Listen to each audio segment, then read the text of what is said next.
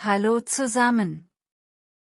Willkommen zurück auf dem Kanal, wo wir Deutsch lernen, indem wir Spaß haben und Geschichten erleben.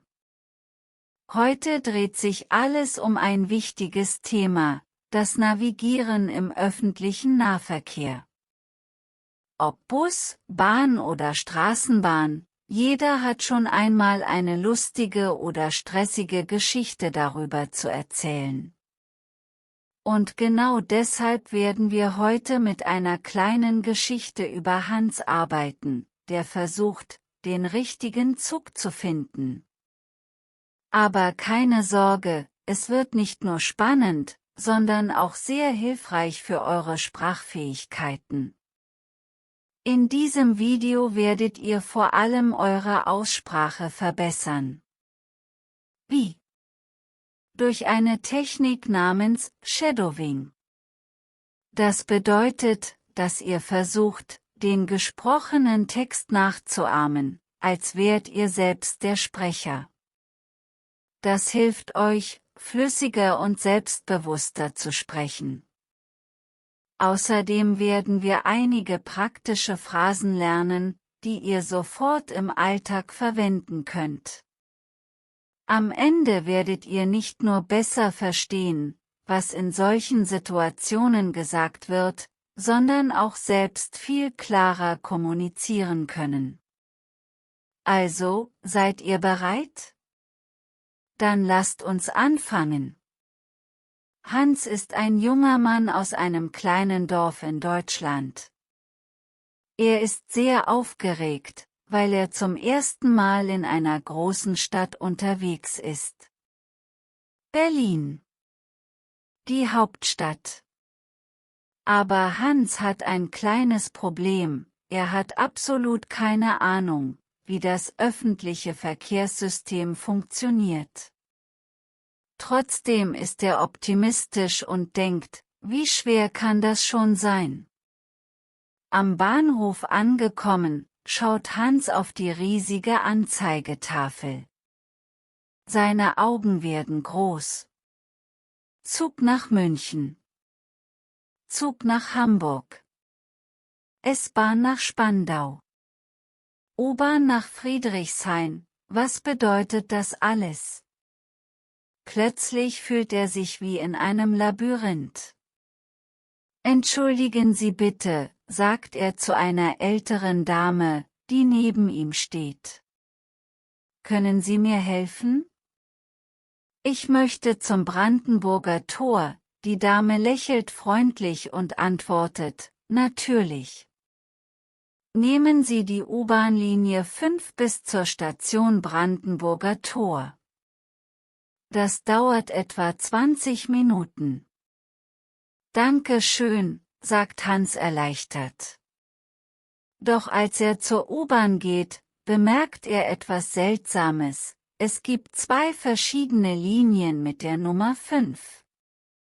Eine fährt nach Ost und eine nach West. Hans kratzt sich am Kopf. Was soll ich jetzt tun, murmelt er leise. Ein junger Mann, der gerade vorbeiläuft, hört ihn und fragt, brauchen Sie Hilfe? Hans nickt schnell. Ja, ich will zum Brandenburger Tor, aber es gibt zwei Linien 5. Welche nehme ich? Der junge Mann lacht. Keine Panik. Sie müssen die U5 in Richtung Hönow nehmen. Das ist die richtige. Hans bedankt sich und springt in die U-Bahn. Endlich scheint alles gut zu laufen. Doch dann passiert etwas Unglaubliches. Die U-Bahn hält plötzlich mitten im Tunnel. Die Lichter flackern, und eine Stimme aus dem Lautsprecher sagt, wegen technischer Probleme verzögert sich die Weiterfahrt. Bitte haben Sie Geduld. Hans wird nervös. Warum passiert das immer mir, denkt er. Nach 10 Minuten startet die U-Bahn wieder, und Hans atmet erleichtert auf. Als er endlich am Brandenburger Tor ankommt, ist er völlig erschöpft. Aber da steht ein Straßenmusiker, der Gitarre spielt und singt. Die Musik ist so schön, dass Hans sofort lächelt. Er wirft eine Münze in den Hut des Musikers und sagt: Vielen Dank. Genau das habe ich jetzt gebraucht. Der Musiker zwinkert ihm zu und antwortet: Immer wieder gerne. Willkommen in Berlin. Während Hans durch die Stadt spaziert, trifft er noch mehr Menschen. Ein Touristenpaar fragt ihn: Entschuldigung, wissen Sie, wo das Reichstagsgebäude ist? Hans überlegt kurz und antwortet stolz: Ja, gehen Sie einfach geradeaus und dann links.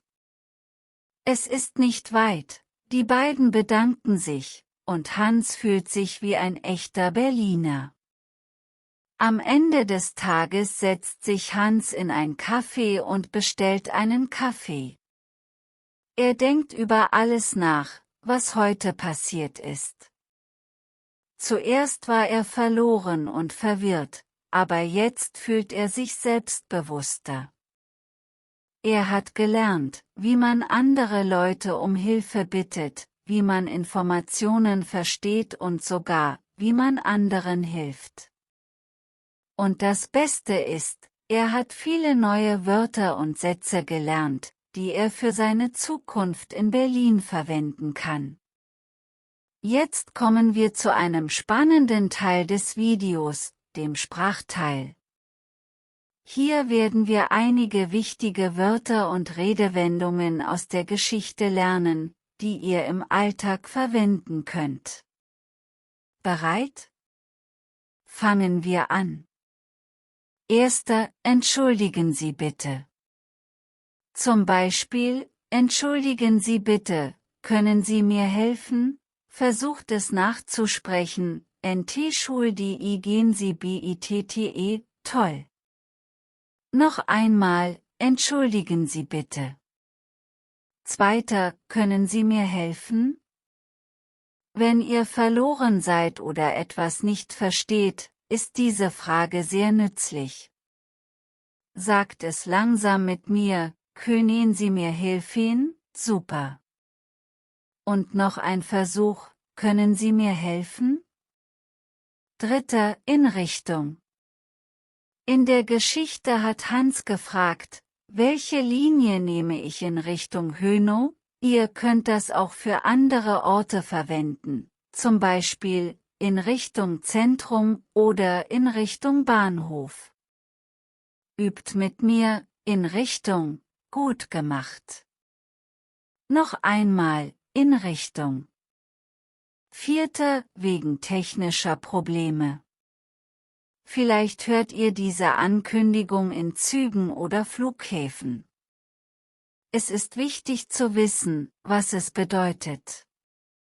Sprecht es nach: Wie gehen technische Probleme? Sehr gut. Ein letzter Versuch: wegen technischer Probleme. Fünfter: Vielen Dank. Ihr könnt es überall verwenden, beim Bezahlen, bei einer netten Geste oder einfach so. Übt es mit mir: Vielen Dank, perfekt. Noch einmal: Vielen Dank. Sechster: Gehen Sie geradeaus. Wenn ihr jemandem den Weg erklärt, könnt ihr diese Phrase verwenden. Versucht es nachzusprechen: Gehen Sie geradeaus, wunderbar. Noch ein Versuch: Gehen Sie geradeaus. Siebter: Es ist nicht weit. Eine einfache und nützliche Antwort, wenn jemand nach dem Weg fragt. Übt mit mir: Es ist nicht weit, großartig. Noch einmal: Es ist nicht weit. Achter: Willkommen in Berlin. Ihr könnt Berlin durch jede andere Stadt ersetzen, zum Beispiel Willkommen in München oder Willkommen in Hamburg. Sprecht es nach: Willkommen in Berlin, super. Noch ein letztes Mal, willkommen in Berlin. Ihr habt jetzt 8 neue Phrasen gelernt. Ich weiß, dass es am Anfang vielleicht schwierig klingt, aber mit Übung werdet ihr immer besser. Probiert, diese Sätze während eures Tages zu verwenden, selbst wenn ihr nur vor dem Spiegel sprecht. Jede kleine Übung hilft. Und damit sind wir am Ende dieses Videos angelangt. Ich hoffe, ihr hattet genauso viel Spaß beim Zuschauen und Lernen wie ich beim Erstellen. Hans' Geschichte zeigt uns, dass manchmal die kleinen Herausforderungen des Alltags, wie das Navigieren im öffentlichen Nahverkehr, zu den größten Lernerfahrungen führen können. Und hey, jetzt kennt ihr nicht nur ein paar neue Wörter und Sätze, sondern auch einige praktische Tipps für eure eigenen Abenteuer in einer deutschen Stadt. Vergesst nicht, diese Phrasen in eurem täglichen Leben zu üben.